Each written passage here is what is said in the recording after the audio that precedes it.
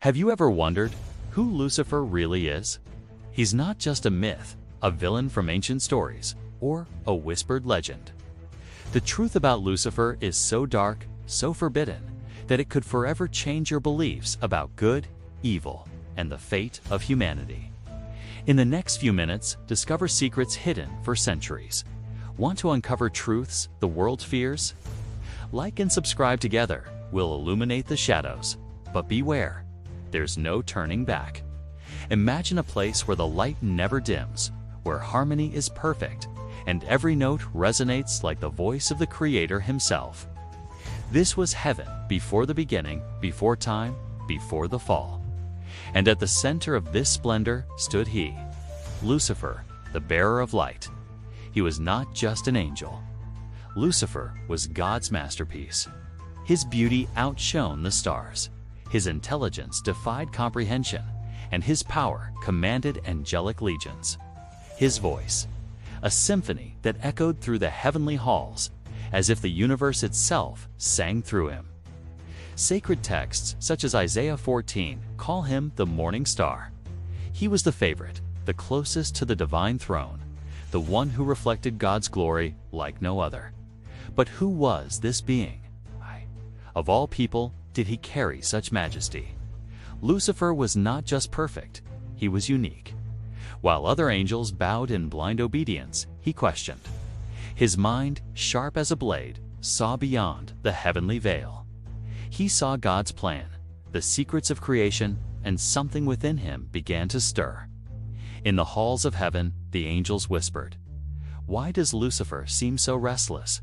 They saw his glory, but they also sensed something new. A subtle shadow, a doubt no one dared name. He was loved, yes, but also envied. After all, who could equal him? Apocryphal texts, such as the Book of Enoch, suggest that Lucifer not only served God, but also studied his creation. He knew the mysteries of the cosmos, the secrets of the stars, the balance between light and darkness. And the more he knew, the more he desired. Not just to serve, but to create. Not just to reflect glory, but to possess it. It was this curiosity, this spark of ambition, that made him so special and so dangerous. Because in the heart of the brightest angel, a question began to burn. Why should I bow down? Why can't I be more? What if Lucifer didn't just want to serve? What if he dreamed of being ... equal to God? This question, so simple and yet so devastating, was the first step toward the greatest rebellion in history. But what led him to think this way? What did he see at the heart of creation that changed everything? To understand this, we need to dig deeper. We need to see what Lucifer saw, and why he chose the path that would lead to his ruin. In the heart of the brightest angel, a question burned. Why should I bow down? Lucifer, the light-bearer, was no longer just God's favorite. He was an enigma, a flame that burned so brightly that it consumed itself. But what led him to question the Creator? What did he see that no other angel dared to see? The Bible, in Isaiah 14:12, says that his pride brought him down. But was that all? Apocryphal texts, such as the Book of Enoch, suggest something much darker. Lucifer, with his incomparable mind, had access to the secrets of creation. He saw the cosmos forming, the laws of the universe being written, the balance between light and darkness. And somewhere along the way, he discovered something that changed everything.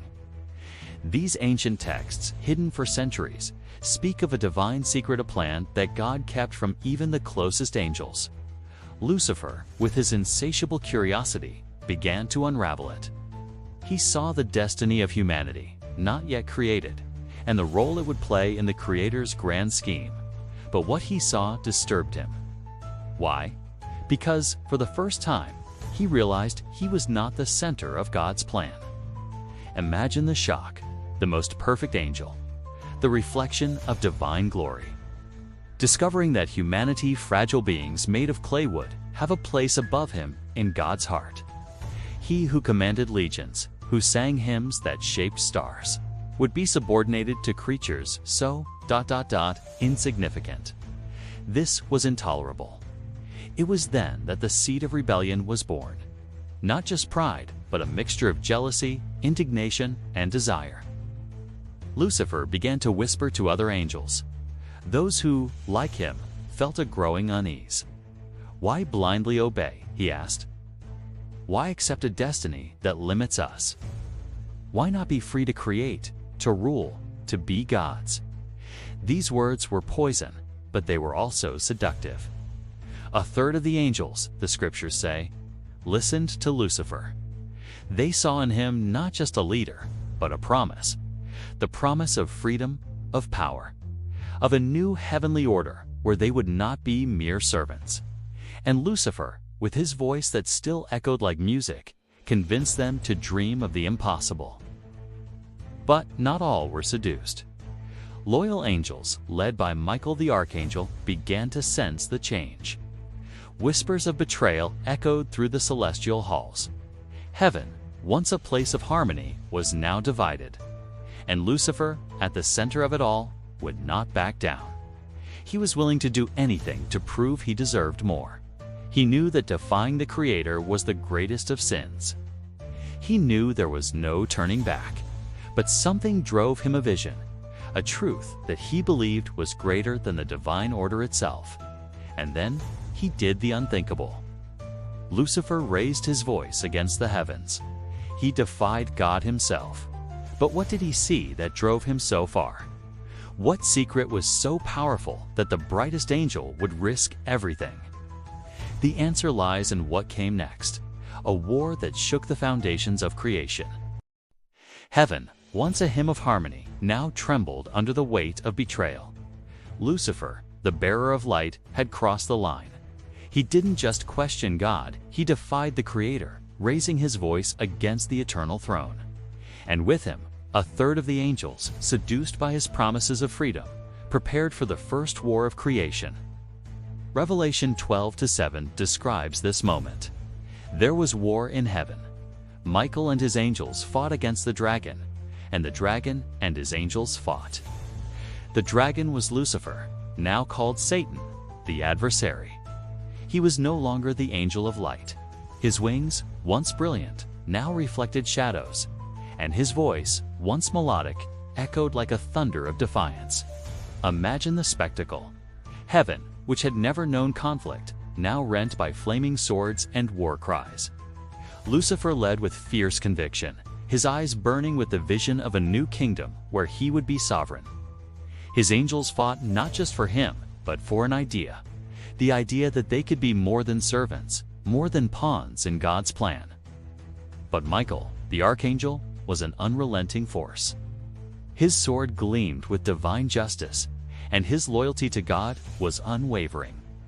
He fought not for glory, but for order, for the restoration of the balance Lucifer had destroyed. The two faced each other in the heart of chaos, their weapons clashing in bursts of light that illuminated the cosmos. For a moment, it seemed Lucifer might win. His strength was unmatched, his resolve unbreakable. He fought not just against Michael, but against the very destiny God had mapped out. But he had underestimated the Creator's power. In a single blow, Michael threw Lucifer to the ground, his wings torn, his glory fading. The Bible says, "And the great dragon was cast out, that ancient serpent called the devil, and Satan, who deceives the whole world. He was cast out to the earth, and his angels were cast out with him." Revelation 12:9. Lucifer's fall was more than a defeat. It was the end of his glory, the moment when the bearer of light became the prince of darkness. But the story doesn't end there, 'cause, even in defeat, Lucifer didn't surrender. He took his rebellion to a new battlefield, Earth. And with it, he brought a question that echoes to this day. Was his fall truly the end, or just the beginning of something greater? Lucifer has fallen. The light-bearer, now called Satan, was banished from heaven. His wings burned, his glory reduced to ashes. But defeat did not break him. On the contrary, it transformed him. The angel who defied God found on earth a new stage for his rebellion, a new target, humanity. In the book of Genesis, he appears as the serpent in Eden, whispering to Adam and Eve. "Eat of the forbidden fruit," he said, "and you will be like gods, knowing good and evil." These words were not just a temptation, they were a promise, the same promise he made to the angels in heaven.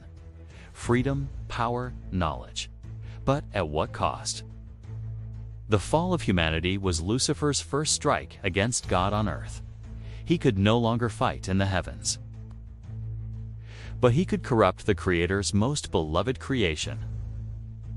And so began his eternal curse, turning the gift of human freedom into a weapon against itself. Century after century, Lucifer became the ultimate tempter. He needed no horns or tridents, as legends portray him. His weapon was more subtle: human desire. He whispered ambition to kings, promised knowledge to the wise, offered power to the desperate. And many listened. Apocryphal texts, such as the Book of Enoch, say that the fallen angels, followers of Lucifer, taught humanity forbidden secrets: the art of war, magic, the manipulation of the forces of nature. But each gift came with a price. Each secret opened a door to chaos. And herein lies the dark truth. Lucifer is not just the villain of stories. He is a mirror. He reflects what is deepest stand, most dangerous in us: the desire to be more, to control, to defy the rules. He doesn't force anyone to follow him. He simply offers ... and we choose. For millennia, his name has been invoked in secret. From ancient cults to modern societies, from pagan altars to pacts whispered in the darkness, Lucifer remains. He is called Satan, the devil, Beelzebub. But his essence is the same: a voice that promises everything but exacts an eternal price. Today, he needs no rituals or altars. He is in the desires that consume us, in the choices we make when no one is looking. He is in the boundless ambition, in the pride that blinds us, in the quest for power that destroys us. And each time someone gives in, Lucifer's curse grows stronger. Beware. Calling on Lucifer, even without knowing it, is to open a door that never closes. But why is he still so present? Why, even after his fall, does his influence persist? Because the ultimate truth about Lucifer is not in heaven or on earth. It is within you. Lucifer fell from heaven. He brought his war to earth, seducing humanity with promises of power, freedom, and knowledge. But the darkest, most forbidden truth isn't in the heavens or on ancient altars. It's here, now, within each of us. Because Lucifer isn't just an ancient story. He's the embodiment of human desire, that impulse that makes us want more, push boundaries, be gods of our own lives. For centuries, he's been called Satan, the devil, the tempter. But these names hide the deeper truth. Lucifer isn't an external force controlling us. He's the mirror of our choices, the reflection of our darkest ambitions. Every time someone gives in to greed, pride, or the blind pursuit of power, he's there not as a horned monster, but as a whisper, an idea, a possibility. The Bible calls him the deceiver of the whole world. But how does he deceive? Not with tricks or magic, but with something far more dangerous: the twisted truth. He offers knowledge, but hides the cost. He promises freedom, but chains us. And the worst part? We choose to believe him. Every pact, every decision made out of selfishness or ambition is a step toward his curse. But here, as the secret the world doesn't want you to know: Lucifer has no power over you unless you surrender it. He doesn't force, he suggests, he doesn't command, he seduces. And the choice, the true choice, has always been yours. This is the forbidden truth. Lucifer's story isn't just about a fallen angel, it's about us. About what we do with the power we've been given. About how we face the temptations that arise when no one is looking. Because, deep down, Lucifer's battle was never just against God. It was against the human potential to choose light over darkness. Today, he's still here. Not in altars or rituals, but in the decisions we make every day. When we choose selfishness over compassion, revenge over forgiveness, power over humility, we give way to its influence. But when we choose love, truth, and kindness, we defeat it not with swords or exorcisms, but with the power of our will. Ancient texts, like the Gospels, say that the light shines in the darkness and the darkness has not overcome it. That light is within you. It always has been. Lucifer knows this, and that's why he never gives up. He wants you to forget who you truly are, a divine creation with the power to shape your own destiny. So, what will you do with this truth? Will you give in to the whisper that promises everything but delivers only emptiness? Or will you choose the harder path, the one that demands courage, faith, and sacrifice? Because Lucifer's story isn't over. It lives on in every choice you make. And now that you know the forbidden truth that Lucifer's power depends on you, what will you do with it? This is the question that echoes beyond the sky, beyond the earth, beyond time. And the answer is in your hands. Lucifer's story is not just an ancient tale carved in scrolls or whispered in temples. It is a living reminder, pulsing in every choice we make, in every moment we face the darkness within. He was the angel of light, the rebel who defied heaven, the tempter who shaped humanity's destiny. But above all, he is a mirror reflection of what we can become if we give in to pride, blind ambition, the desire to be gods. But here is the truth Lucifer never wanted you to know. You have the power to choose. Every decision, every desire, every step you take is a chance to shape your destiny. Choosing the light is not easy. It takes courage to say no to the fast track, the promise of power, the temptation to control everything. But it is this choice that defines who you are. The Bible, in John 1:5, says, "The light shines in the darkness, and the darkness has not overcome it." This light is not just in the heavens, it is within you. In every act of kindness, in every moment of sacrifice, in every time you choose love over hate, truth over lies, humility over pride. Lucifer fell because he wanted to be more than he was. You can rise because you choose to be true to who you were created to be. Now that you know the dark, forbidden truth about Lucifer, you cannot ignore it. It is not just a story. It is a call. An invitation to reflect on your choices, question your desires, and decide whose side you are on. Because the next chapter of this story is not written in heaven or on earth. It is being written by you, right now, in this very moment. If this journey has opened your eyes, if it has touched your heart, don't keep it to yourself. Share this video with someone who needs to hear this truth. Leave a comment. What does this story mean to you? Subscribe to the channel to continue uncovering the secrets the world tries to hide. Because together, we can illuminate the shadows and choose the light. But be careful. The truth always has a price. Every choice you make echoes beyond time, shaping not only your future, but the fate of everyone around you. So ask yourself, what will be the next step? Because the power to decide, has always been yours.